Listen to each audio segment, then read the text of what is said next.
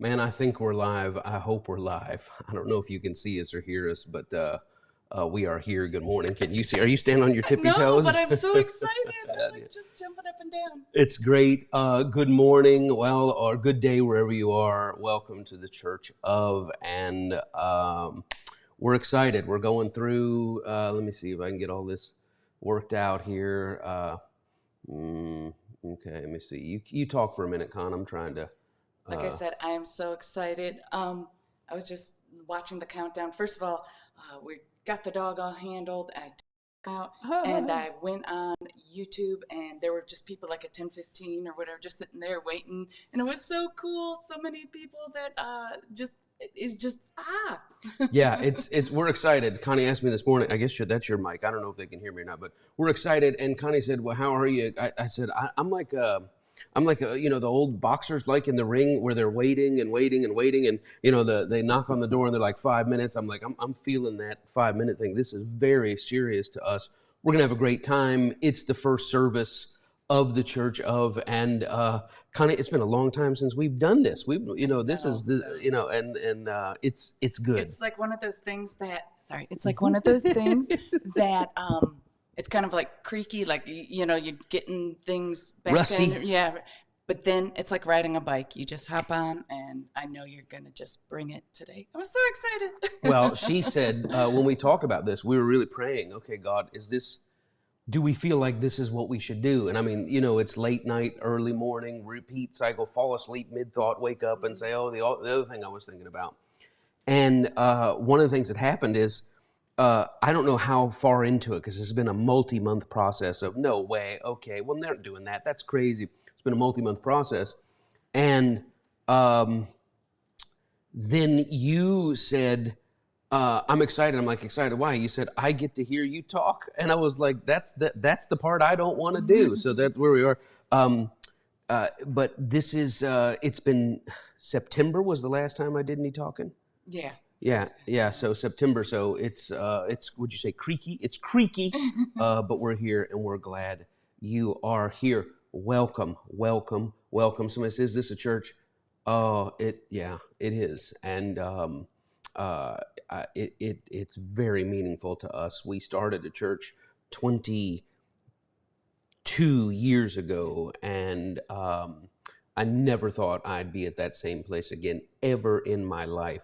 But we are here, and it is gooder than ever.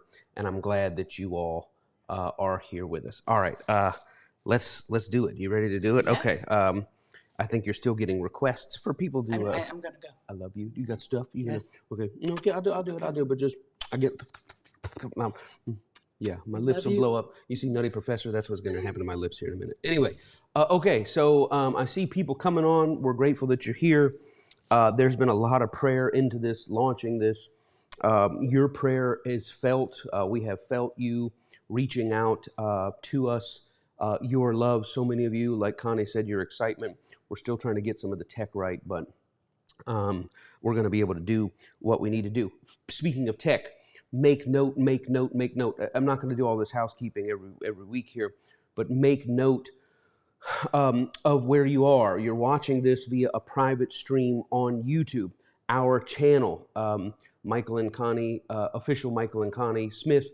That if we get disconnected, I won't be able to get you another private link, so I'm going to have to go live on regular YouTube, and you got to be able to find us, because if I'm on point 3, I'm going to pick up right there back at point 3. So, just if we get lost, next week when we send out your link, for those of you who are still interested, we'll send out your link. We'll just keep sending you a link every week. You don't have to write us. You don't have to write us. We'll just keep sending it to you. The next link will come with redundancies. If link 1 goes down, go here, because we're not putting this out for the public. This is for those who are interested. So official Michael and Connie is where we are. Make note of where it is. Connie, I don't know if there's a thing we can post in the comments, or Olivia can post in the comments. So that's that. Another thing is, and these are just brief announcements, we're doing a weekly message, right? This is a weekly message. There are some people that are watching on Sunday. There are other people that'll be on a treadmill on Tuesday listening to it. You get in where you fit in. What we're doing here with church, as we'll discuss, is, well, we'll get to that. This is not he said, now, if you're a Sunday morning and I do my quiet time and I do that and I sit down and I want to be fed and encouraged, then we'll meet you here every Sunday live. If not, your link will be good for 7 days. You catch it at any time you want to catch it within that 7 days. But I'm also preaching this. It's visual, but I'm going to preach it for hearing. So if you say, I'm not going to be watching, I'm going to be listening to it. I'm not going to do a lot of graphics and a lot of this. I do have a whiteboard because it's who I am. But this is designed to have that audio experience. So listen, take notes, treat it like you're being fed, because I believe you are going to be today. And finally, I end with this bold statement. This is a church. Somebody said, this isn't a church, it's a streaming thing. This is a church, and it is yet undefined. It is yet carved out, because we're in search of new land. We're in search of a new space, and I don't mean physical land and physical space. We're in search of a new paradigm with which to understand what it means to be a follower, a person who believes in and puts at the center of their life the person of Christ, and that's where we are. Okay, so let's get into it. This is our first. Let me do. As a matter of fact, I'll do this right now. I'm gonna go here, and hopefully, there we go. I'm gonna do this here. If you this may be of significance to you, to some of you, but I'm just gonna write up in the top corner here, and somebody will remember this. This is day one of the church of. Day one of the church of. You can say, well, I was there on the very first day they ever did this thing. And so you are here on day one. So this is meaningful. What we're going to cover today will set the trajectory for what it is we're doing going forward. And for a title, and it's a simple title, and again, this will resonate on a different level with some of you versus others. The title that we're talking about is, why today do people stop going to church, right?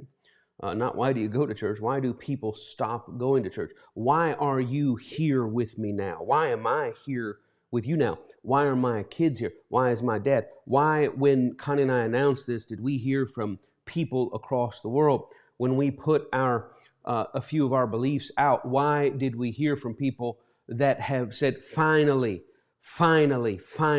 Why? What is going on with this stopping going to church, and what is happening at its deepest roots? Now, the experts have been searching this for years. They've been going through in all these studies. I have here a 20-page document that I received just on all of the changes in church, and I'll just read you a couple of quotes here. 30%, they estimate, according to the Hartford Institute, of the congregations of America won't survive the next 20 years. That 30%, 370,000 churches, 30% of them will not survive the next 20 years. I think that's a very interesting thing. The people who attend church regularly are down now to less than 50% for the first time in American history. Calvin University said that they're talking about the decrease in church, and you've heard this, the rise of the nuns, that I don't have any belief. They're saying that that's not true at all, and you know this to be true, that people are unchurching, but they're not abandoning their belief. They're not abandoning their conviction. They're abandoning their conviction. They're not abandoning their connection to God, but there's something fundamental that is being revealed about the traditional church, and it's happening to you. It's happening to me. It's happening to those of you who reach out to me. Sometimes pastors coming to me with tears in their eyes, reaching out and talking to me about this, and that's what we're going to talk about today. Lifeway Research says that 4,000 churches close every year, and yet at the same time, 3,000 new churches are opening every year, and that inversion of losing a net of 1,000 a year compounded, and it's accelerating. It's not like we're staying at that thing; it's snowballing to this larger and larger idea.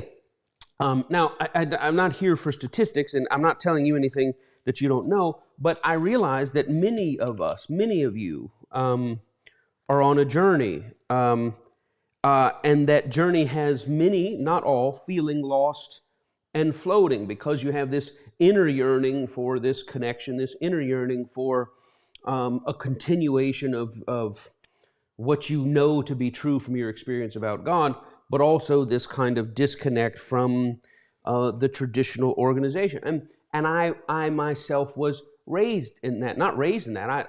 Well, from 15 years old on, that institution was my entire life, 7 days a week, month after month, year after year, decade after decade, 30 plus years of my life built around that institution.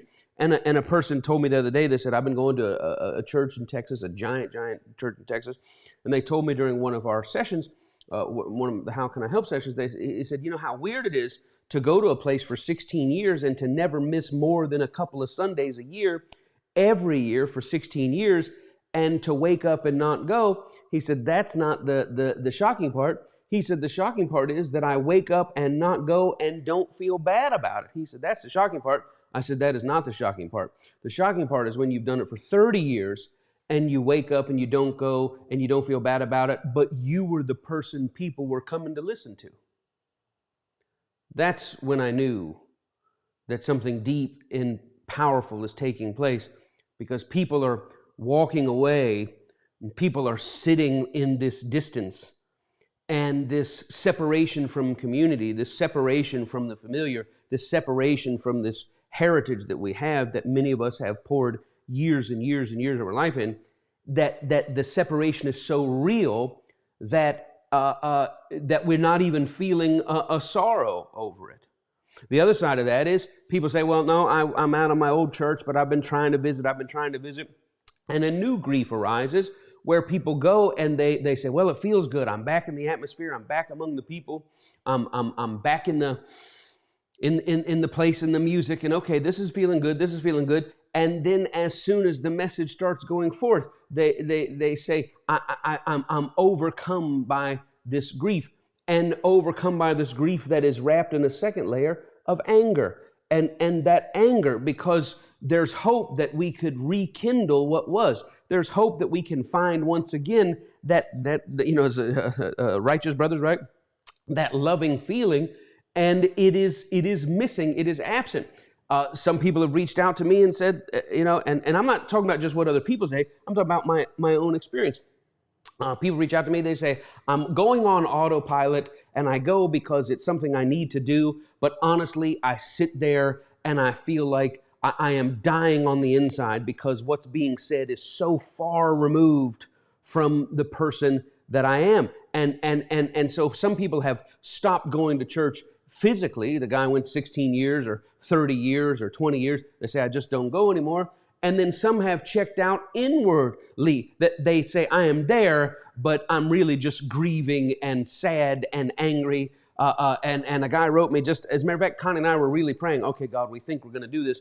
And just our saying that to ourselves ignited unsolicited text, emails, people we had not heard from in years. Just started writing, hey, I went to church, or hey, I visited here. One guy out west wrote me, he said, forgive me, I just got to put it out. He said, I went to this place, I went to that place, and he said, I was doing good. And then he said, then I got there and I just got so sad at all this us versus them. We're the good guys, they're the bad guys. And I told him very simply, I said, you're seeking what you will not find, what you're most deeply hungering for. You cannot find in the place that is behind you. You cannot find it there. I have compassion for people, that it's not that I hear that we don't love God, as some people think. Well, we don't love God anymore. We don't believe in God anymore. Quite the contrary. Or that we've left God or lost God. I was thinking of one of my comedian heroes, Bobcat Goldthwait. Now, some of you are too young to remember Bobcat Goldthwait, but he used to do this, this really funny voice. But he said one of his bits back in what was the homeless thing that they used to do on HBO with Robin Williams and Whoopi Goldberg and oh gosh, comedy. I don't remember. Huh? Comic Relief. Thank you for playing. Those of you playing at the home game. So Comic Relief Bobcat Goldthwait used to come up, and one of the great things he said, I lost my job, so I didn't really lose it. I know where it is and everything. It's just that when I go there, there's this new guy doing it, right? So, and later, like in the set, he says, I lost my girlfriend. He said, well, I didn't really lose her. I mean, I know where she lives and everything, but when I go there, there's an anyway. But so many know where church is. It's not that they lost their desire. It's not that they lost their sincerity of their faith. It's just that when they go there, there's a new guy, but it's not the new preacher, right? It's not the new building. That's why so many of you keep going church to church to church. Oh, this one might work, or this one might work. And we sit in for a month and, okay, I think I'm feeling good. And then again, this building, it's not that you go, there's a new guy doing it. It's that you are not the same person. You are not the same person. And the depth of what has happened to you, which is what we're going to talk about today, that I'm going to give you these things, why you are not the same person, which is why you're watching me now. And I agree for you if you are watching and say, oh my gosh, I used to go to your church. I used to be in the youth ministry when you were a youth pastor. I heard you were starting. I'm so excited. I can't wait to hear all the stuff that you used to say. I don't have that stuff to say anymore.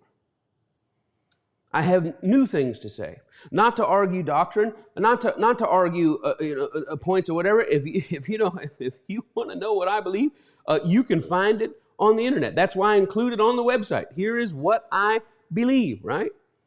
But I am not the same person. I am not the same person that goes to church because I understand that I go there and it's familiar and it's home and it's beautiful and full of beautiful people. But underneath the foundation that it's built upon is a trillion miles from the man I am today. It's a trillion miles from who Connie is today. It's a trillion miles from who our children are today. It's not that you don't know where the church is. It's not that there's not 6 or 7 that you visit.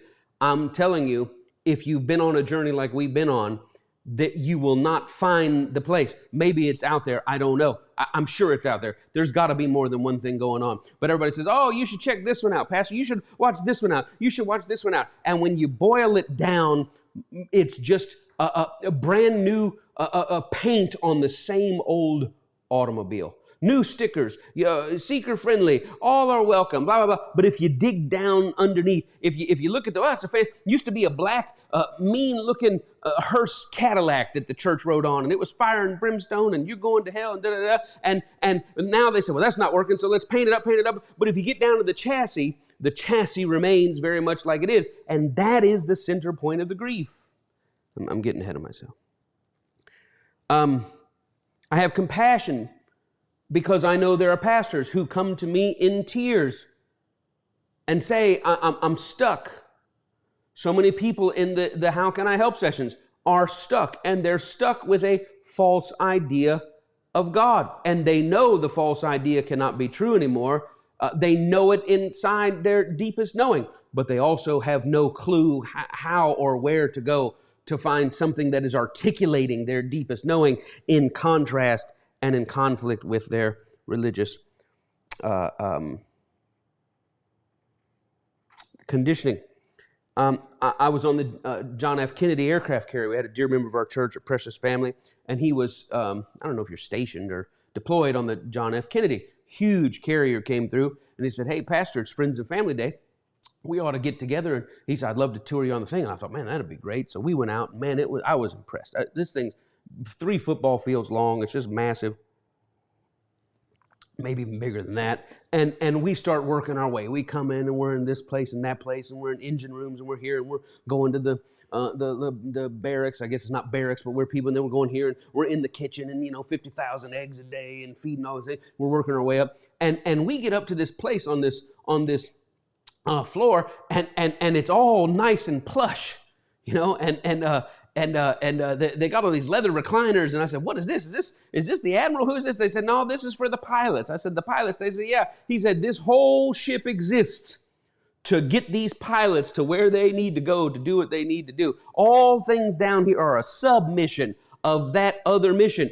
I mean, I was blown away. Like all this thing existing is, well, we all do the little peon jobs and we do all the kind of thing so that the pilots can get out and do what they do. The whole machine exists so that the pilots are able to accomplish their mission. So we finally got up to the upper deck and I was looking, and a guy on the tour said, what happens if somebody falls overboard? What happens if you go to the side? And I mean, you're looking down there and it's Butch it's Butch and Sundance.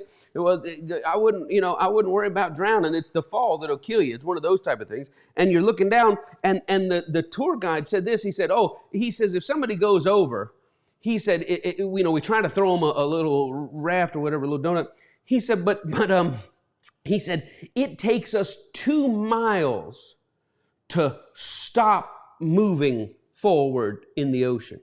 He said, then we have to turn around and get going back in the other direction. He said, there's no brakes on this. It's not like, well, we just got to stop. He said, we have to slow down, turn around. It's a 2-mile process to get back. And it reminds me of a thing. I was sick. I mean, I was sick as a dog a couple months ago. I mean, like really, really sick. And I finally got comfortable and didn't want to move. Didn't want to move. I hurt from head to toe and everything in between. And I laid in the bed and Connie said, "Do you need anything?" I said, "No." She said, "Are you sure you don't need anything?" I said, "No." She said, "Mike, I'm right here." She was sitting on the couch. "I'm right here working. If you need something, just say it. Don't get up. Don't do that. I got you." And about 30 minutes later, I started feeling sick again. And I called out to her. I said, "Connie." And she didn't answer. I said, "Connie." She didn't answer. I said, "Connie. And I couldn't get up, and I could see her foot. And so I thought she must be sleeping. So I said, Connie. And we have a little we have to say Alexa in our house because you can't say the name because she'll start. So I said, Alexa, turn on the light. I had a pillow, and I kind of threw a pillow over to try to get her attention. She's sleeping. I said, Connie. I could do nothing for like 7 minutes, and I finally thought, well, she's dead. She's dead. That's it. I said, man, I never thought she'd go out first, but she's dead. And I said, what you gonna do now? I'm too sick to get up to check on her, so I guess she's just dead. I mean, I was texting her, calling her, iPhone alerts on her. She was knocked out cold. Someone said, why are you telling that story? Well, when they go over that thing and it takes 2 miles to go this way and 2 miles to go, she did. Okay, so that was what the guy was trying to tell me. So inside the institution, if you're trying to move a whole institution built upon a weaponized idea of God in another direction, I have tremendous compassion for pastors who are like, I have no idea how I would ever get my church to go in another direction. But I'm talking to them face to face behind the scenes. They are crumbling on the inside because guess what? They show up to the place and it looks like it's the same man doing it. It looks like it's the same woman doing it. The pastors are not the same people and they are stuck. And the problem with this slow change, hear this, and I'm going to give you these reasons in just a minute. The problem with this slow change, the problem with the idea of, well, it's okay, it just takes time to get the church where it needs to be. It's okay, good things are coming. The problem is people inside, past the generations of their life, stuck in a false idea of God. Children grow up. I used to do an online teaching on Sundays. I just felt like I'm going through this experience and I need to give articulation to it. And really, it was me preaching to my old self. When you read some of Paul's writings in the New Testament, a lot of it is irrelevant to a Gentile of this Sabbath and that and what this feast and the new moon. That's irrelevant to a non-Jew. They don't even get the reference, right? They don't understand the reference. But a lot of what Paul is saying, he's preaching to his old self. He's saying to his old self, here is a symbolic metaphor, parable, placeholder by which you can hold on to the new thoughts that you're having. And I spent 3 years every Sunday morning really teaching to my old self how people like me, how I used to think, talking to my old self. And I spent 3 years doing that. And a woman wrote me afterwards, and she was a pastor, and she said, where was this 30 years ago when I was raising my kids? Because she said, the damage I did to my kids under this old weaponized idea of God, she said, it's great that you hear it now.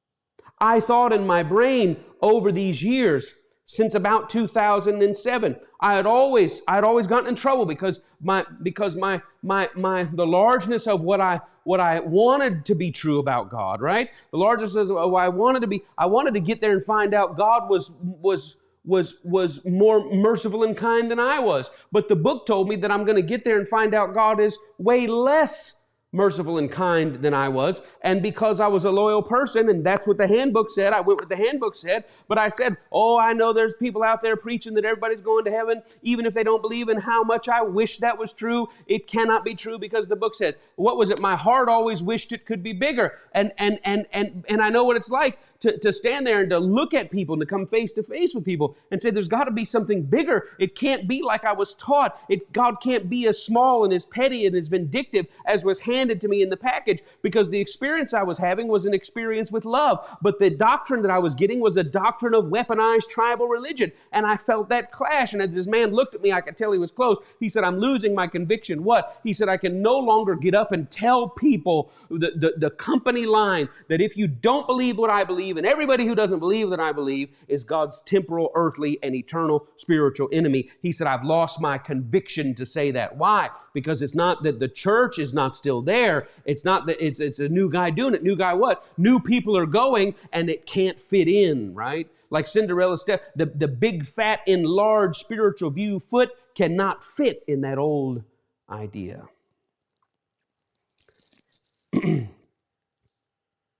And I'm not emerging from this, right, with no conviction. I'm emerging from this with clearer conviction.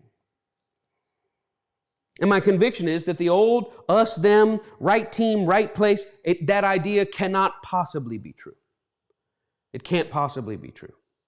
And people say to me, well, if you take away the idea that God is a miserable, petty, punitive, punishing God that's going to punish the whole world simply because they don't believe the right thing, they're not on the right team, and that everybody doesn't. If you don't believe that, then what use do we have for God? And that right there is the sickness. That right there is the sickness, because I've discovered if you take hell out of the equation, people say, then why do I even believe in God? And that shows you how broken and how dysfunctional we have become. And I thought, well, I'll tell you what, I've said my piece.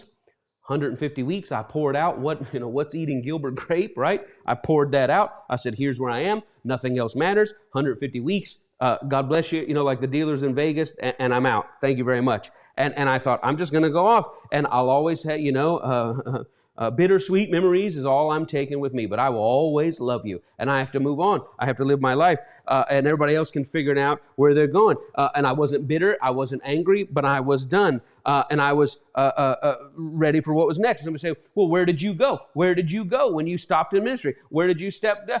You know what I went? I went to find Mike uninterrupted.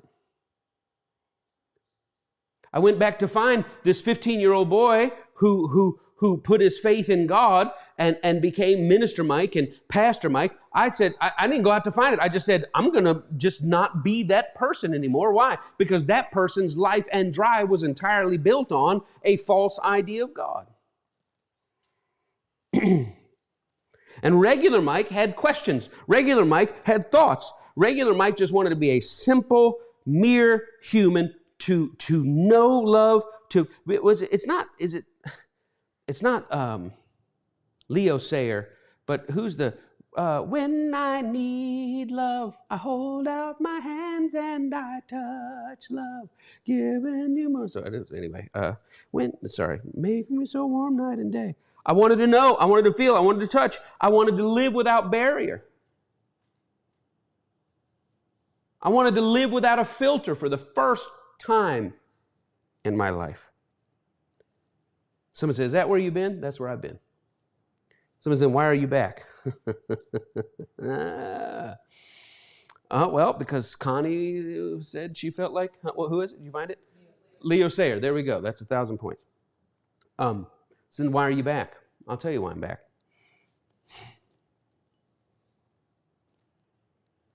Because Connie said, Mike, I think now that you won't believe, those of you who know me, somebody said, I don't know who you are. Somebody just told me to watch your service. Well, welcome. Those of you who know, you're not going to believe my son will be 17 here shortly, and my daughter will be 20 here shortly, which, the blink of an eye.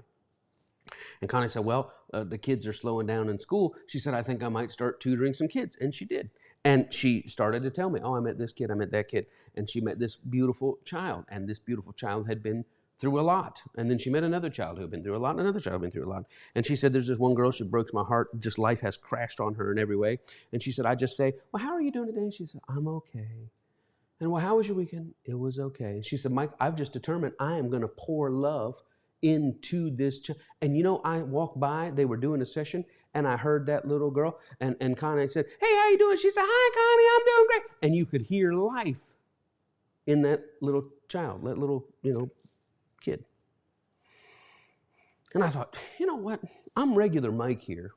I'm Mike uninterrupted, just me just hanging out, working, doing what I do. I bet I might be able to help somebody. I'm not a pastor anymore. But I bet I could help somebody. I've walked through a lot of things, and I put it out. And the first session with the first lady on the first day, we sat and talked. And I don't do counseling or therapy. We just talk. And I finished that session. I walked downstairs. Olivia was working. Mikey was working. Connie was working. I said, that's it. I'm starting a church. And they laughed and laughed, Dad. I said, no, I'm not starting a church. That's the dumbest thing in the world. But I tell you what, talking to that one lady one time, I realized for the first time in my life what it is that this simple, crazy old me brings into the world. And I fell in love. And then the next session, and then the next session, and then the next session, and then the next session. And oh man, I read this quote by Teresa of Avila, I don't know, I'll read it to you.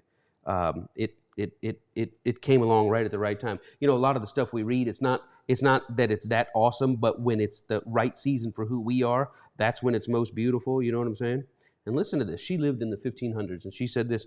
She said, remember, this is Teresa of Avila, remember, if you want to make progress on the path and ascend to the places you've longed for, the important thing is not to think much, but to love much. And so do whatever best awakens your heart to love. And somebody said, why are you back talking? My heart was awakened to love. My heart was awakened to love. And I'm in love with everybody. I've always been in love with everybody. My wife's over here, you can't see her. She would tell you, my kids would see, people stop me on the street just because I walked by and spoke to them one day. Will chase me down. Were you guys in the lobby when the guy came out of the theater last night? Or Connie was there? The guy, he jumped up. This guy, I met him. I go to a play there once every 6 months. I just got to talking to him in the lobby. He works there. This guy jumped over the counter, ran up, gave me a hug, wrapped his arms around me, said, oh my gosh, I can't believe it's here. And people sitting there watching, how do you know this guy? I've spoken to him twice in my life. I can't go to a grocery store without somebody coming out from behind the counter. Oh man, I can't go. I can't go anywhere. And that's not how great I am. Man, trust me, I am not great. But I will tell you this, somewhere beneath all of the stuff that I was taught by well-meaning people, they didn't make up the false idea of God. They inherited it. Somehow, somewhere beneath it all, and I stuck to the company book, and I tried to preach it as faithfully as I could. Somewhere beneath all that, the regular Mike who loves people slipped through. And when I started teaching and people say, oh, a couple years ago, you're a heretic, you're a devil, you left God, and blah, blah, blah, and started, and I don't even want to talk about that. I don't even want to give voice to that. But that really happened. And somebody said, that's not true at all. He was always that way. He kept trying to tell us. He kept trying to tell us God loved everybody, but he was stuck with the rules and regulations. I'm not stuck anymore. I'm not stuck anymore. I found so many people like me who held closely to their mystical religion that we know we had had an encounter with God, right? I found so many people like that.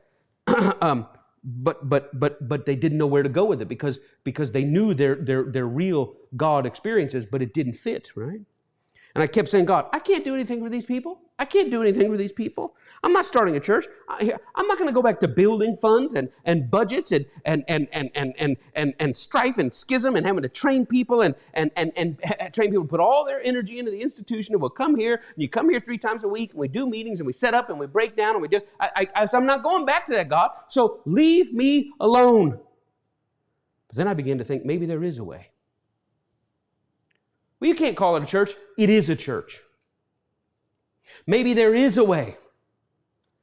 Without the complexities of an institution, without the consumption of this idea that we're supporting the submission, that the real mission is getting people to the right team, doing the right things, believing the right things before the music runs out. So if that is not the mission, if that is a lie, if that is a false idea of God, and it's not, well, I sweep here, I ush here, I do the media here, I set up here, I carry the stuff here, I do this kind of stuff. Why? Well, I'm just a person here supporting the big mission because I give all my money in support of the big mission. If going to the right place when you die is not the big mission, what do we do with all that energy? What do we do with all those resources? What do we do with all those times? And I began to think, and Connie and I began to talk, and I began to think, and Connie and I began to talk, and we thought, what if we took these people who knew they had an encounter with love that did not fit in the false idea of God presented and maintained in the institution? What if we let those people loose on the world to put their religious energy and convictions about the largeness of love into the earth apart from the institution? And that's how we got to where we are standing right here this morning, or wherever you're watching or listening.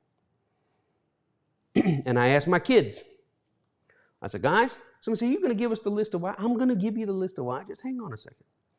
Connie took about 26 minutes in the pre-stuff. No.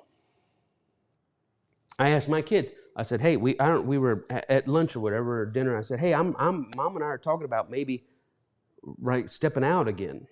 And but we want to find out how you feel about it. Well, you don't have to ask your kids how they feel. You just do what God says. See, that's the wrong foundation. That's the wrong foundation. This is their childhood. It's a beautiful, precious childhood. And when I came up, it was put childhood on hold, put marriage on hold, put self on hold, put everything on hold. Why? People are going to hell, and you've got to pause everything. You don't want to stand before God and find out you could have won people. You don't want to stand before God and get to heaven and your kids didn't make it. I mean, when that demonic idea takes over a person, right? And my kids, they looked at each other and I think Olivia spoke first. Maybe they kind of spoke in unison, and they're here and they can correct it on the chat if I'm saying it the wrong way, or they can hop on the thing. They both looked at me and this thought, and they said, Dad, do what you want to, but don't go backwards. She said, it has cost you so much to become, and this is paraphrase, to become regular Mike. Don't go backwards. Don't go backwards into the expectation. Don't go back into the obligation of the people. Don't go back.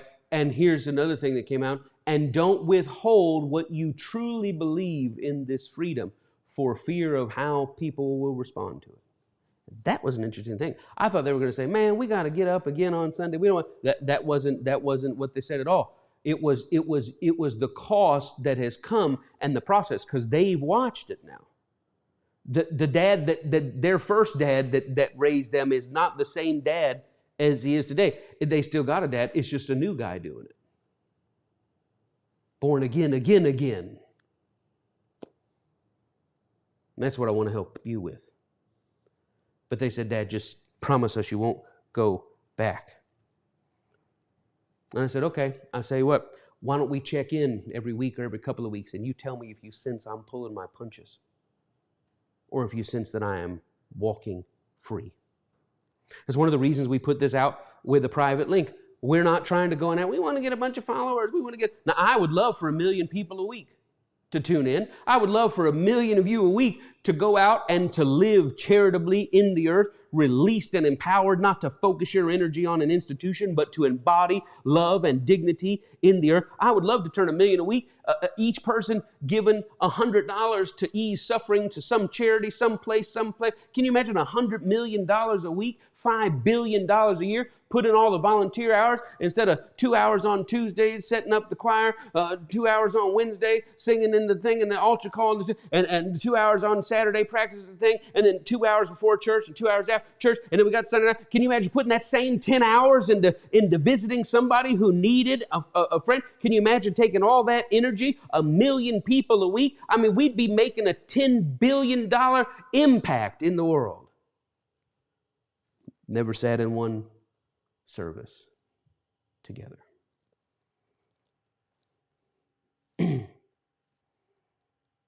What I'm telling you is the old and the new are not compatible.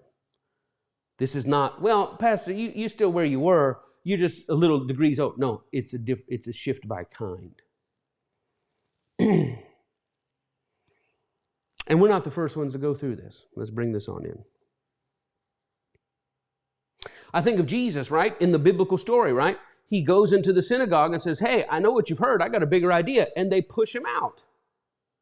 But that's all right. There's a river that they can meet next to. There's a mountain they can talk on. Paul goes to the synagogue. He thinks, wow, I was killing people because I thought they were on the wrong team doing the wrong thing and going to go to the wrong place and going to mess up our nation. And now I realized that's ridiculous. He said, oh my gosh, I had an encounter with it. And he went to the synagogue and said, guys, I've got the answer. And they would listen. And then the leaders would come behind and say, that's not the answer. And Paul would say, I don't think it's about our nation. I think it's about all people. No, it's of course about our nation. I don't think it's about the rules and regulations. I think it's about knowing that God is in operation. And guess what? Paul had to go find somewhere else. So we're not the first people to say our idea got bigger than the walls, the paradigm walls of the institution, and we had to go somewhere else. We are in a proud tradition. Let's get this. Why do people stop going to church? I'll give it to you. 7 quick things. Number 1, people can't reconcile their God encounters with the doctrines of the church. People can't reconcile their authentic, impactful, mystical experiences with the doctrines of the church, the conditional us-them doctrines of the church. Why do people stop going to church? Because at some point there comes a time where the God that they are knowing and experiencing as love doesn't fit in the company line message of this weaponized view of this angry, punitive God. My story. I had a mystical experience when I was 7. Many of you know it. I had gone to vacation Bible school, the first time I had ever been in a church. My friend took me. I was 6 years old, going in 7. It's between first grade and second grade. I'm going to a camp. I love a camp. They probably train them as a Methodist church. Bring friends, right? So they came, and we're doing coloring sheets and activities and pinning the tail on the pinning the grave clothes on Lazarus or whatever we were doing. And I had never been around any of this. I just knew it was little cups of juice and the little cookies with you put the finger in, you eat them that way or whatever. I mean, that 99-cent cookies. That's all I knew. Winn-Dixie cookies. But I'm coloring sheets, and this is Jesus holding the little children. And next day there's a color sheet, and this is Jesus helping the old woman. And next day there's a color sheet, and Jesus. And they say to me at the end, "Ask Jesus into your heart if you should do that." And I went home that night, and I laid in my bed. I was supposed to be asleep, and I was awake, and I was staring at the ceiling, and I said, "Yeah, come into my heart." And I had this little vision of a cuckoo clock, my heart opening like this, my little heart coming out, and a little Jesus coming in. He went back in and closed it. And to this day, behind me here, there's a clock on my wall that my mom gave me, a cuckoo clock, and it's a little $10 cuckoo clock off of Amazon, but it represents that experience. But I did not have an experience with a guy who, by the way, get on this team, and everybody who's not on our team is going to hell. They don't tell that to the 6 and 7-year-olds. They put out love. They don't spring that stuff on you till later. And I had an experience with love, and I saw Jesus is love, and he was infinitely good, and he was going to help everybody. And if anybody was hurting, especially children, he was there for them. And I said yes to that. And then at 10 years old, I was in London, and my mom had a business trip, and I was in London. And in London, I a person on her staff said, "Hey, it's Easter weekend. I'm going to Westminster Abbey. They're having a midnight mass. And Michael, do you want to come?" And I said, "Yeah, I want to come." And I said, "Mom, is it okay?" And she's like, "Do what you want to do, right?" And so I went. Harold, get the car. I went. My kids are laughing. There's an inside joke. So I went, and I didn't know what I was doing, but I kneeled down and I stood up and I kneeled down, and you're looking at the cross, and it's like, oh my gosh, and it's love. And I had this mystical experience. It touched me. The presence touched me so much that I went outside and to the shop, and I bought a little silver cross, and I kept it on my chest for years. For years. This was just identified with who I am. I had a Jewish brother. He told me this. We did business together. He said, the most real encounter I've ever had with God, he said, I was in an Eastern Orthodox church in Russia on Christmas Eve, and we were walking by, and I stuck my head in, and he said, I could feel the presence there. And that's what happens. You have a mystical encounter with love, which is how we understand it through our culture. Other cultures, they might have a mystical encounter with the prophet. They might see the prophet and have a vision. They might see a vision of Allah's merciful. They might see, the Vishnu or whatever, have a Brahmin encounter, or whatever it is, and they'll have this encounter with love. But my encounter with love got framed as, at 15, they said, you don't want to go to hell, do you? I said, I don't want to go to hell. My third encounter, they said, then ask God into your heart so you don't go to hell. And I did. But guess what happened to me? When it was not until I was 15 that they said, this love encounter means you're on the right team now, and everybody who doesn't believe what you believe is going to hell, and it's your job to not let that happen. And so before I said that prayer, I had family members, I had cousins, I had teachers, I had neighbors, I had friends. After I said that prayer, I lost all of that in an instant. I now had objects of evangelism that if Mike didn't live right, witness right, sow the seed right, that those people could go to hell. And I was actually told by the pastor that I was at that time in Orlando, I was told that one day that God would show me all the souls that went to hell because I was unfaithful. That's a lot of heavy crap to put on a 15-year-old kid. And I don't blame anybody. I'm not bitter at all. But I realized these people that told me that, they didn't make it up. It was what was told to them. But I realized that my whole world shifted. And from 15 to 50, I lived as that person. My encounters that I had with God during that time were real, but they were always with love. I was at this church in Orlando, and there was an altar call. Come down if you're hurting. We want to pray for you. And they did, and they said, "Congregation, stretch your hands and pray." And I'm a little 15-year-old guy, and I'm stretching, and I'm praying and praying and praying and praying. And I looked up, and I just saw all these broken people, and they were weeping. And you could tell they had come out of a hardship and everything else. And I had this encounter with God, and I heard a voice, and the voice said, "Do you see this? This is my heart. If you're ever coming to me and praying and asking me for things and I seem distracted, it's because hurting people out of my heart." So I had real encounters with love. But when I went home to understand them, I opened the book, and the book said, this is that everybody who doesn't believe what we believe is going to be burned up, blood up to the horse's bridle, fire from heaven, fire and brimstone, the mark of the beast. And I'm like, wow, this is amazing. I'm feeling love and connecting with love, but I'm being programmed with something that looks nothing like love. And I did that as good as I can. The number of people that I've talked to that said this to me, yeah, Pastor Mike, I hear you, but I never was really a soul winner.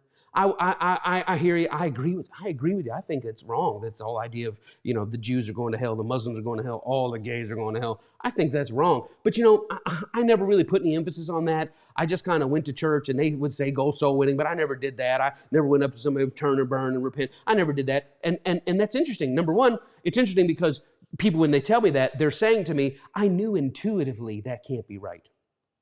But what they don't realize is that they're also saying, I lived unfaithfully to the truth of the gospel my entire Christian life. And that's a big thing. That if you say, well, I never was really into telling the Buddhists and the Muslims and the gays and the fornicators and the shacker-uppers and the Hindu, I was never into telling you're going to hell, you're going to hell, you're going to hell. Why? Because you knew intuitively that would be not love. But the second thing that you know is, what I want you to know is, you were denying in practice the very foundation upon which our modern Christianity is built. No, our modern Christianity is built on love and grace and how God loved the world. That he sent his son. To die. To accept the punishment. To take the sin. So that what? God wouldn't punish the world? Well, no, God wouldn't punish those that what? That what? Well, that got on the right team and said the right thing. So they get, no matter how, you can dress up the coffee cup all you want to dress it up. It's the coffee that is now bitter and rancid in our mouths. Number 2, why do people stop going to church? This is a strange one. Number 2. So first, people can't reconcile their authentic experience with love with the traditional doctrines. Number 2, why do people stop going to church? Because the internet, this is a strange one, has worked in what I call an incarnational miracle. An incarnational miracle. Somebody says, I don't know if that's a word. It's a word now. The internet has worked an incarnational miracle. What happened to us was the internet has opened up the world, and guess what? As we got closer and closer to the other, we realized something. What? We fooled around and fell in love. We could see humanity in the other. We could see them in us in them. And guess what? We started to see God in places we were told God was not. Now, some people got the internet and went to war with everybody, right? Some people got the internet and went to war with their fellow Christians because they weren't Christian enough. Or they weren't Christian in the right way. And that's not unique to Christianity, right? I mean, people of other religions fight infighting and outfighting. It's all over the world. I mean, you could look all over the world, from east to west and all the way around. People right now shedding blood in the name of religious disagreement, which it's just, that should be the indicator right there that there's something wrong, right? But the internet showed us that everybody that we thought was a them is actually an us. And that everything we thought was especially exclusive about us showed us that we are them.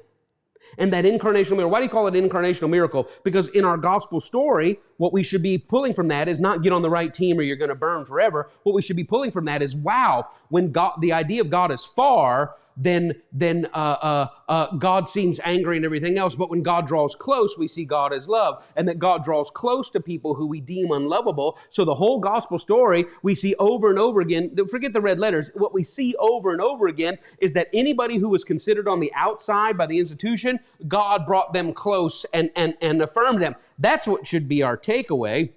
And that's what happened with the incarnational miracle. We started to see the whole world. Some people dug their heels in and guy just was at my house yesterday. He was fixing something in the house. He said, well, I think they ought to go and just open up the guns on those college campuses and start killing everybody. I said, you do? I said, just killing them, like killing Americans? I said, I'm kind of pretty sure that's not what America's about. He said, well, they just need to kill the front ones. And if the next ones stay there, we'll just kill the next ones and kill the next ones. Some people got the internet and that was their conclusion.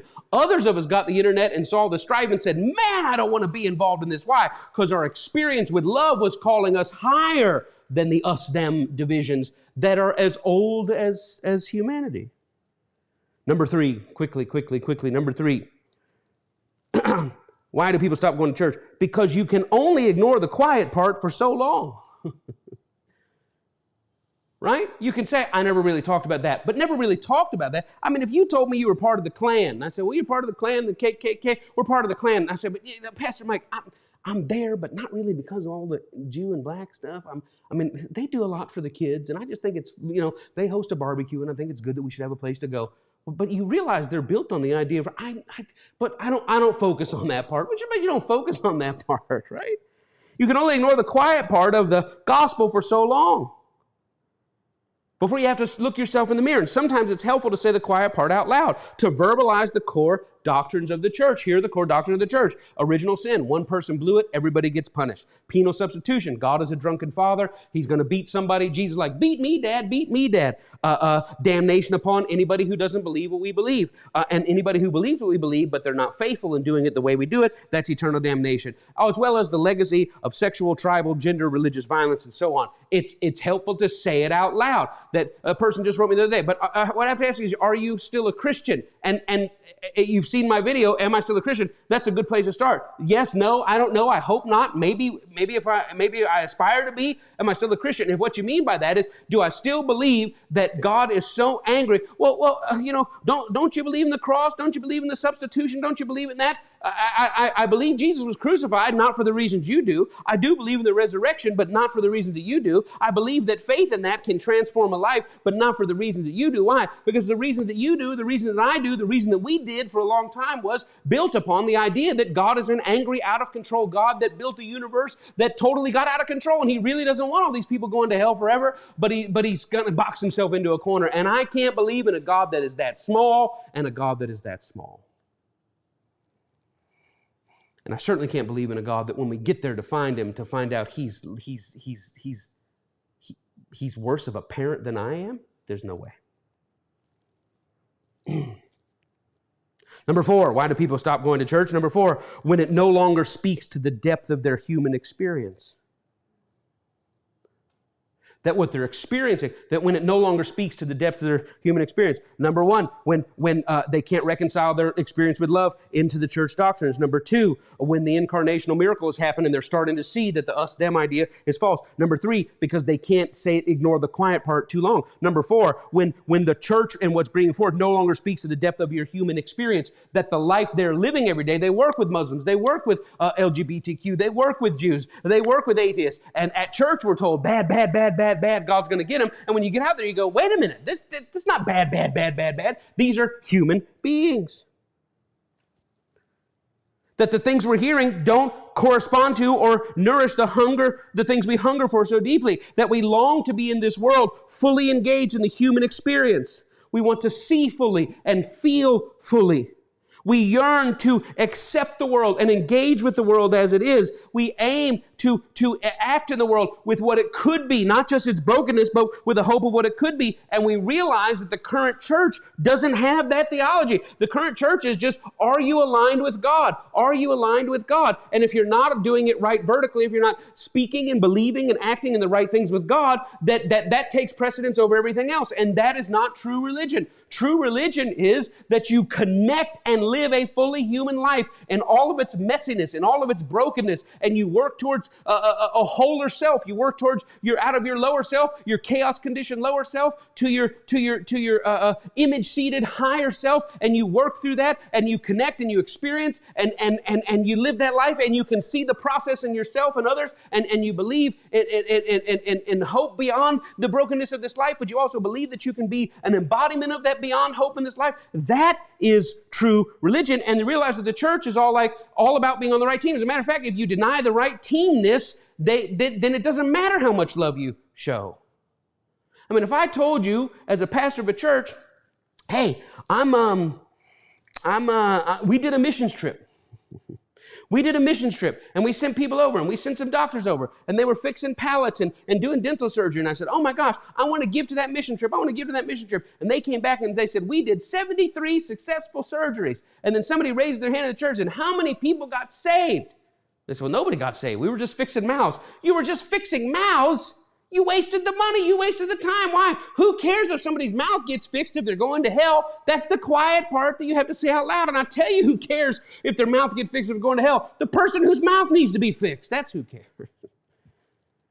Somebody said, well, I agree with your statement of beliefs, but I just think some of the things you said on there were just a bit much. You just let it be implied? No, I can't let it be implied. You only want me to let it be implied because you're not the person who's claiming affirmation and dignity out of it. Jews are going to heaven. Muslims are going to heaven. They're going to that next place. Muslims, Christians, Jews, atheists, Hindus, Buddhists, Sikhs, the LGBTQ, white, black, yellow, red, brown, they're all going to the next place. That is why, well, I don't think you should say it that way. Because you're assured that you're going to the next place, you don't need affirmation.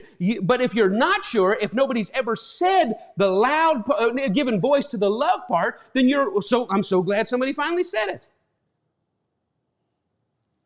We're saying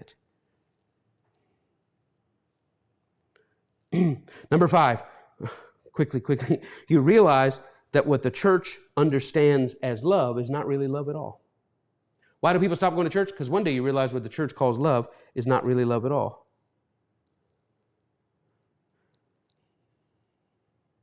There are people all over the world, there's war. I was just reading about Darfur and some crazy stuff. All over the world there's war. But you don't have to go all over the world, right in your city. There are people who are parents today of a child. They will not have that child tomorrow. There are children today who will not have a parent tomorrow. It's right here, right?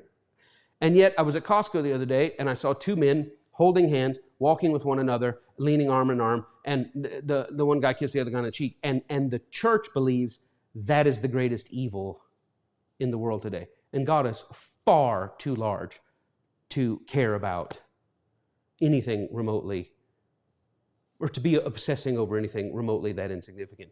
Human love, human sexuality is complex. The human sexual journey is complex, and dignity and love above all else. And I'm not saying that if you LGBTQ or whatever, straight or wherever you think, wherever you are in your journey or however you identify or express or whatever, I'm not saying that with the quiet part of, and I'm just going to love them because I know God will change them to straight one day. I'm not asking you to change to straight. God is not asking you to change to straight.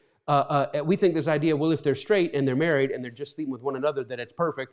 There's dysfunction across the spectrum, and there's dignity and humanity across the spectrum. And I'm telling you, what we call love is not love at all. As a matter of fact, I realized that false Mike, Pastor Mike, Minister Mike, could never really love anybody, because every time he loved somebody, he was playing chess to try to witness to them to hope to get them away from God's wrath. And that is not love. Love is, I see, I respond, I feel, I help, I serve, I hug, I give, not as a manipulation to get a confession, simply as an acknowledgement and an expression of human dignity. Some of you have children with you. I won't give the whole story, but there's a very famous story of Tony Campolo, and he gets up to talk at a conference, and he says, I'm going to start by telling you three things. Number one, last night across the world, 30,000 children died from starvation and malnourishment. Point two this morning is this: most of you don't give an SHIT about it. Third point is, most of you are more shocked about what I just said, SHIT, than even care at all about what I said about 30,000 children. That is the sickness that transactional religion breeds in us. That people get, did that preacher just say SHIT? Somebody say, why aren't you saying it? Because I just told you some people have children in the room. But he just said SHIT. I can't believe he just said SHIT. Now kids are walking coloring, SHIT. Sorry. Anyway. I can't believe he said that, because we're stumbling on, you might have said something unholy. That blinds us to what real love is. Did you hear 30,000 children? Yeah, but for 30,000 children, you better be right and honor God with your mouth. No, 30. Well, I'm just saying one is more important than the other. And I'm telling you, the one is not important at all. This idea of sick people, sin-sick people, broken, frail people, trying to get right with a punishing God before he has to unleash his wrath on them, getting on the right side before, that is not religion at all. God is a father or a mother. God is love, who looks down on us and sees our complexity and loves us in spite of our brokenness and wants to bring light so that we have dignity for ourselves and show dignity to others. That is the only thing we need to worry about vertically. So what do? Try to embody that love and dignity in the earth. That is the sum total of true religion. Number 6. Why have people stopped going to church? Because of the false sense of community built on withdrawing from community. I got to be very quick. Because of the false sense of community based on withdrawing from community. Why do people stop going to church? Because we go and we get around people that we think are us, but when we get out in the real world, we find out that the us we get around at church is really just a divided against the world us.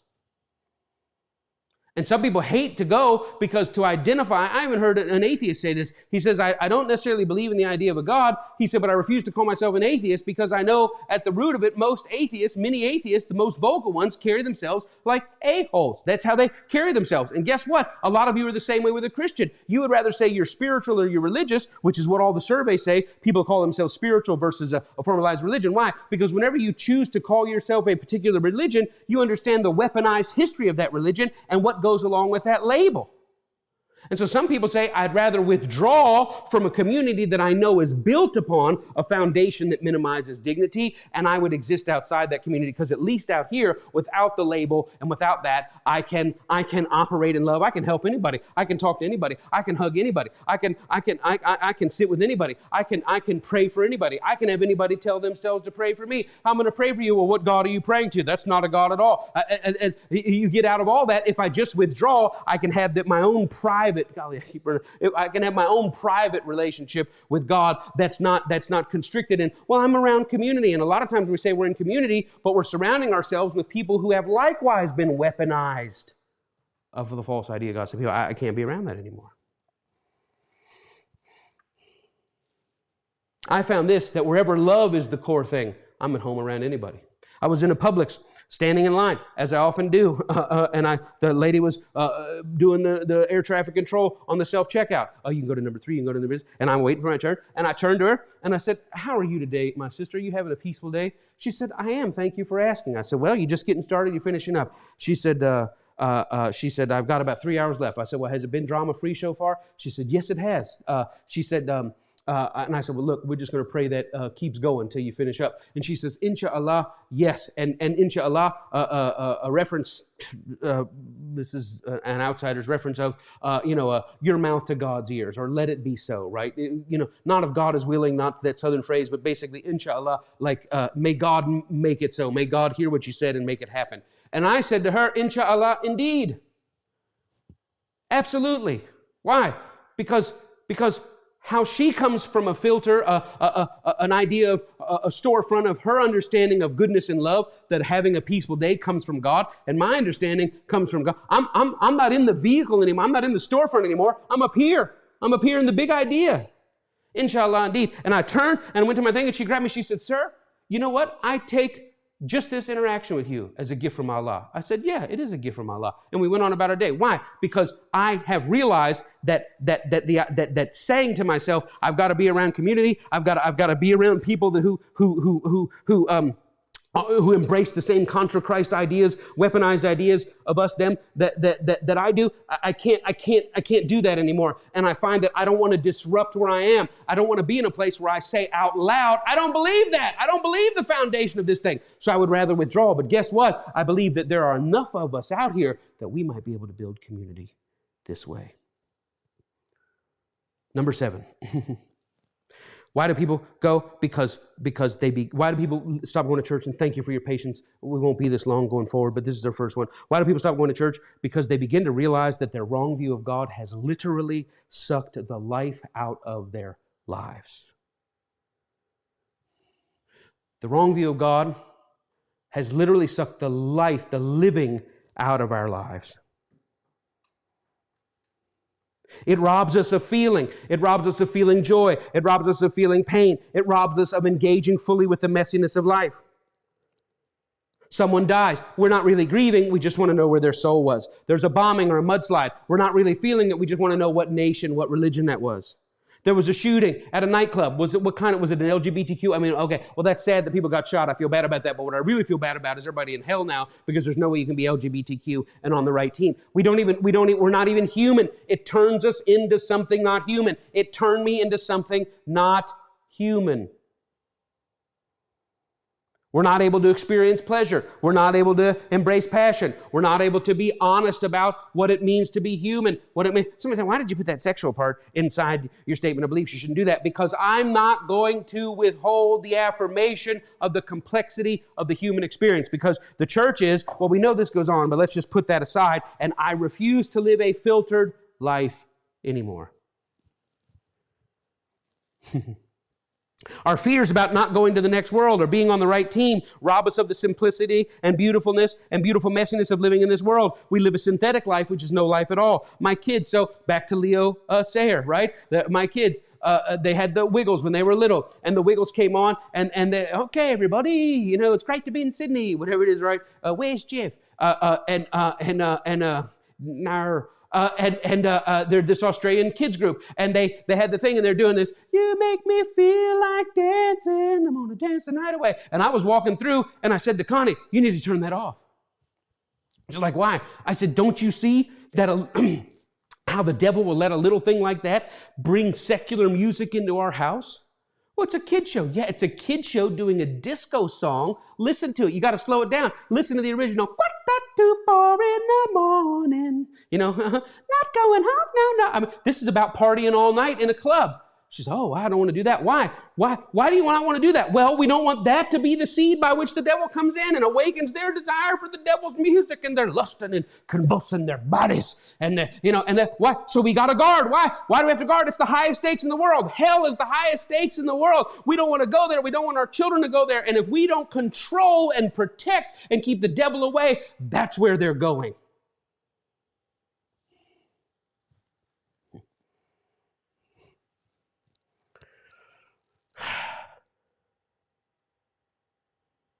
I don't have time to get to this.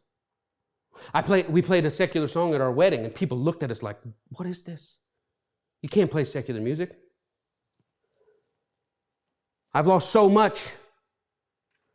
I was talking to a pastor. He said, man, I tried to bring love into my church, and the people came in and said I was of the devil and rebuked me and said, don't mention love, don't mention grace, don't mention this. You're going to send people to hell. And he said, and I told him my story, and I said, I am not welcome in churches. My name cannot be spoken in churches, and it's fine. I understand. It's okay. I'm past it. It's fine. But he looked at me with tears in his eyes. This pastor said, all I got to ask you, is it worth it? Is it worth what you've gone through? Was it worth putting out the larger pictures you believe? And I thought about that, and I realized how much I'd lost. I realized how much I'd gone through. And then I thought about this. I said, yeah, it's worth it. Because my children will not leave my house the way I left home, with a false weaponized idea of God. And they are not going to go out at a record store, at a concert, at a school, at a 7-Eleven, and be looking at someone behind the counter and thinking, God sees this person as less than human, and I've got to do something to save them or not save them before the time runs out. My kids won't live that filtered, false life. So was it worth it? Yeah, because my kids won't look back on their 35 years and realize between age 15 and age 50 that they lived a synthetic life. So yeah, it was worth it. This is the reason I'm back. I made a promise to God. I will only teach what I live. This is what I live. And now I think the dilemma is not to stop going to church. It's not a matter of, well, Pastor, all these 7 reasons I can't go anymore. I don't think that's true. I thought it was, but now I don't think it's true. I think maybe we push the church along. I think maybe we say to ourselves, we're accepting the clarity that we see. Most of you are hearing this. They're not all hearing it now, but you'll be hearing it over the 7 days that we have this posted. It's not posted publicly, but that the link still works. You'll be hearing this, and you're hearing it saying, yes, I knew that was true. I knew that was true. And guess what? Guess who the first person that needs to say it is? Not me to say it. You need to say it to yourself. And so maybe instead of saying, there ain't no place for us, maybe we create a place. Some people are hosting people at their house right now. They were, hey, I'm going to be hosting people at my house. We're sitting together. Maybe we create a place. And this is our attempt to create that as a new possibility. And so, yes, this is a church. It's a church that's being defined. It's a church that so many of us already see. And this is Connie and I and my family, our attempt to give articulation to it. Okay, we're going to stop. Lord, I pray peace. God, there's a lot of clashing between intuitive knowing and religious knowledge. And I thank you that peace, that the knowing supersedes the conditioned knowledge. Maybe listen to this, people. Listen, maybe if you could start with this idea, just admitting you want to hope what I'm saying is true. If you could just start there, if you just start there saying, boy, that's a lot, that's scary, that's a lot. How about if you just say, I really wish that what Pastor Mike just said was true. Matter of fact, if I find out it's true, I'll be the happiest person in the world. Can you at least start that? Because if you can't say that, then what you're saying is you hope the other is true. That you hope everybody who doesn't believe what you believe is not on the right team and they're going to the wrong place. You don't hope that is true, do you? No, I'm just trying to be faithful. I can't even argue with you anymore. Listen, your own heart tells you that you're not gooder than God. And if you were running the world, you would not run it the way we're told God is running it. So you know you're not gooder than God, and I know you're not gooder than God, so I'm not going to argue with it anymore. I'm not going to argue. But I say you open yourself up and just say, okay, I came through the lens of Christianity. Maybe you did, maybe you didn't. I came through the lens of Islam, Judaism. I was a Catholic, whatever. Maybe you did. But I always knew there was a big picture above all pictures. And it's that I want to connect to. And if I articulate that through my cultural understanding, great. But I'm not going to let my cultural understanding stand in the way of the big. That's where to start living. And that's the peace I pray you find. All right. We said this. It's pretty simple. This link was sent out to you on 2 conditions. Number 1, if you find value in what it is that we're pouring into you. If you say, okay, this is helping me, I just made a quantum leap as a parent, as a grandparent, as a human, as a neighbor, I'm moving forward. If nothing else, oh my God, somebody just gave words to what I've been thinking but I've not been able to say. You create value in your support of this. Create that value. We are going to show up and we are going to pour and to give and to talk about marriage and family and finances and all those things for whoever wants it. But your support creates that value. I learned something in the How Can I Help sessions, that when somebody comes on and they say, hey, I say, hey, for $99, I'll sit down and I'll talk to you for an hour. We'll talk through what's going on. I'm not an expert, but I'll listen and I'll help however I can. When people say, wow, that has value to me, I'd like to do that. It's amazing how much benefit and flow there is when somebody puts value on something. The other thing is somebody says, I can't afford that. And I say, well, I'll send you a coupon code and I'll knock the $99. What can you afford? I can do about $40. Well, then I'll knock $59 off of it and you can do it for $40. The money is not the thing to me. The value is the thing. So you have to think of what you just heard. And what is going to happen is Connie and I are not going to pour out. Here's one of the reasons why it's not public is I'm not going to put out just to have people harass me and make threats and talk bad about me. You get the link. If you request the link, you keep the link by saying, I am in. Now, if you're silly enough to support something financially and also, rail on it or whatever, well, then that's just silly multiplied. This is not for that. This is not about arguments, not about debate. Connie and I only want to be where we are valued.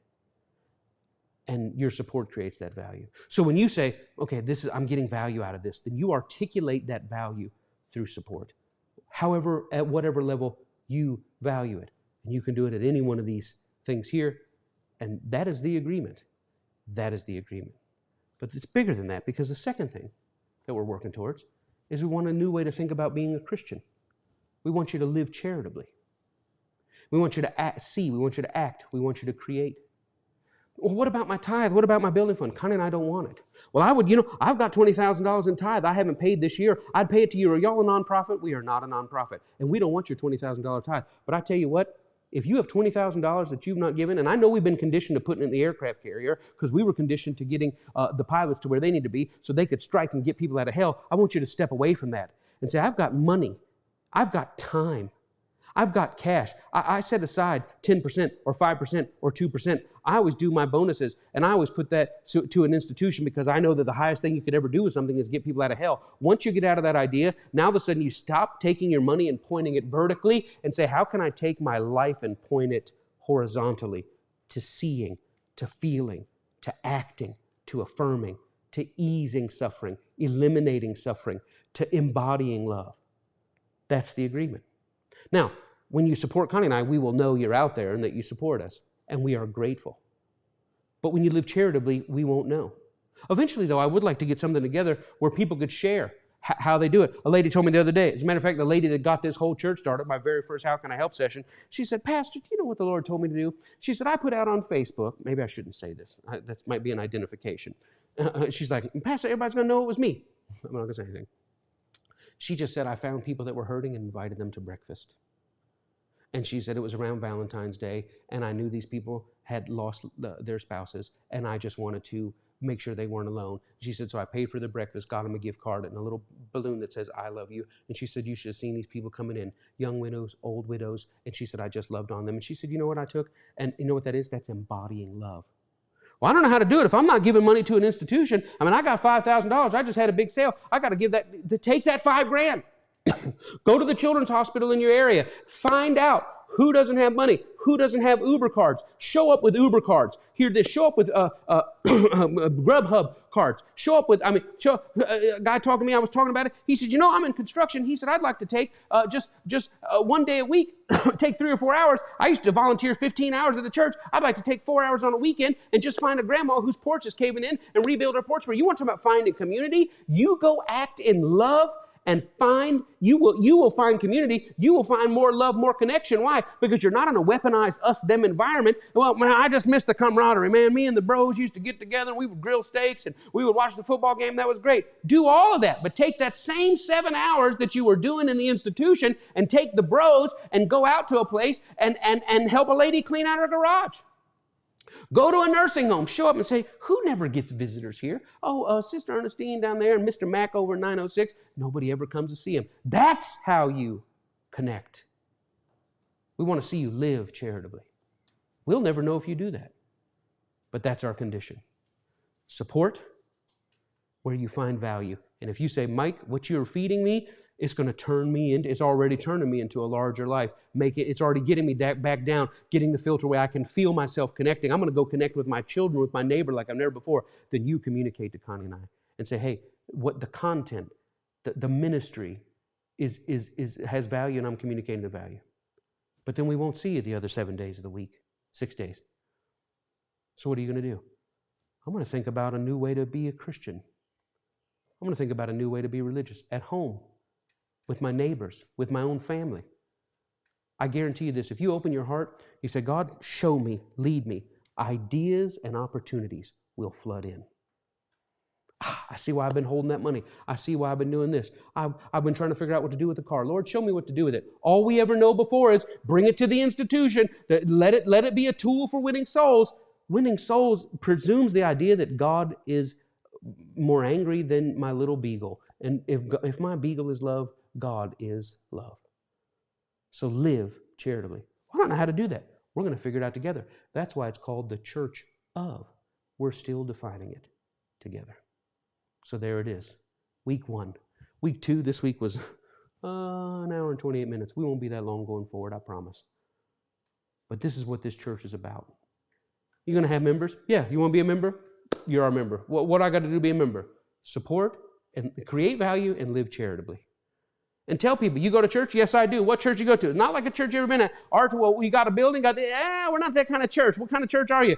We grow through the preaching and ministering of the word of life. And then we go out and embody love to express our religion. Well, you don't have clothes you certain wear. You don't have a certain play this. You don't have to do this. Well, I mean, are you married? I see you with the lady. Are you? No, we're not that kind of church. We're not obsessed over vertical piety. We just want to have dignity and show dignity and love and travel this human experience and see people and eat something. That's kind of our religion. So yeah, I go to church. It's called the church of. Well, church of doesn't make some sense. And call it the church of love. But you do it. And if you want to be part of it, Connie and I will meet you back here. Listen, you support, we'll send you another link. You don't have to ask for a new link, We're just going to keep sending it. You keep showing up, we'll keep sending. You keep showing up, but if you say, this isn't my thing, then we're not going to come and pour and feed and all that other kind of stuff and just wonder, is anybody out there? This is not a public thing. You living charitably is a public thing. And that's what we're charging you to do. I'll give you my new blessing. Here it is. May you look upon the brokenness of the world empathetically because you see that frailness and brokenness in yourself.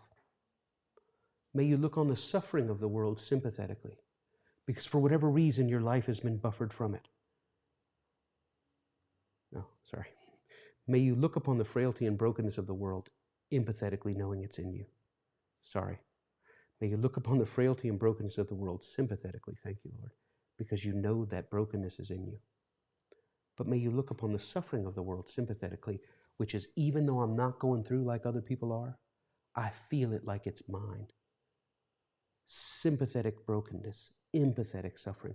I look at the suffering and I empathetically imagine if that were me, and I respond accordingly. So here's my blessing. May you see the world's frailty and brokenness sympathetically, because you know it's also in you. May you see the world's suffering empathetically, because you're so blessed and God has been so good. And even though you go through hard times, you look around and you say, man, I'm doing all right. So therefore, may you have to empathetically respond to other people who are hurting. If you can just live right there, that's all the Christian life you need. That's all the religion you need. Because I can assure you, that's exactly where the heart of God is. I identify with the brokenness of the world. I see people going crazy and I go, I got that. I see people hurting and lashing out. I got that. I see people doing things that bring indignity to themselves and others. I got that. I empathize. But I see the suffering and I go, for whatever reason, Father, I thank you that I'm in a place where instead of needing charity all the time, I'm in a place where I can pour it out. That would be my prayer blessing for you. God bless you. We'll release the next link. You'll get an email Saturday. This link is open for these 7 days. If you want to watch replay, watch it. If you want to break it up and take more notes, do it. But if you're in, we're in. And let's build something that puts the emphasis where it needs to be. And I'm not against any other church. I love all churches. All churches got to get to where they're going. I'm not the pastor of all the other churches. I'm the pastor of this church. And this is how this church works. God bless you. God bless yours. Peace on you. We love you. I'll see you, most of you, next week.